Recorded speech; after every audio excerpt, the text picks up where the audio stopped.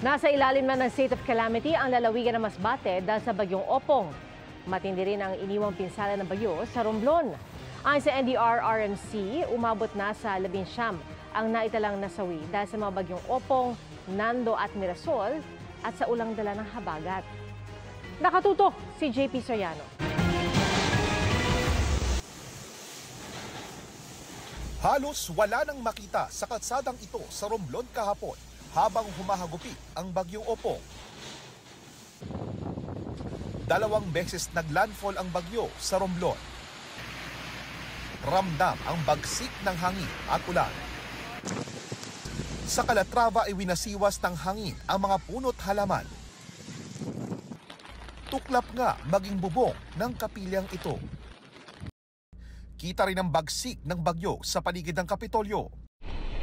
Ang mga tauhan ng Coast Guard Substation San Agustin, hindi alintana ang lakas ng ulan at mga alon habang inililikas ang mga taga San Agustin. Sinagip din ng PCG ang isang senior citizen na natrap sa kanyang bahay sa gitna ng baha sa Odyongan. Ilang paaralan din ang nawasak. May mga classroom na wala ng kisame. May iba namang hindi na mapapakinabangan matapos buwagin ng malakas na ulan at hangin.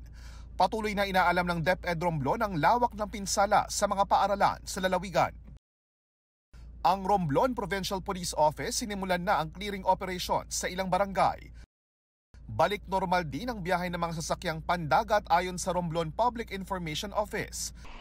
Ang DSWD target puntahan ng Romblon, gayon din ang Masbate na sinalanta rin ng bagyo.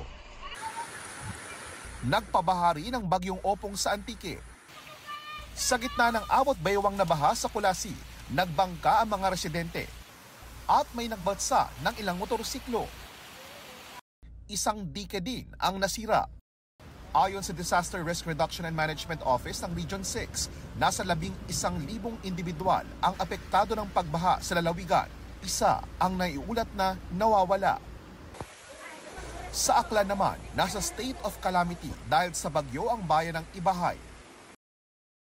Sa datos ng Region 6 DRRMO, mahigit 16,000 individual ang apektado ng baha sa Aklan. Mahigit 70 barangay naman ang binaha. Hagip din ang bagsik ng bagyo kahit ang mga lugar sa Luzon na hindi direktang tinamaan, tulad ng Macabebe, Pampanga, na ang mga kalsada binura ng baha. Sa Laguna, binaha ang ilang barangay kasunod ng malakas na pag-ulan at pag-apaw ng Laguna de Bay. Para sa GMA Integrated News, JP Soriano, nakatutok 24 oras.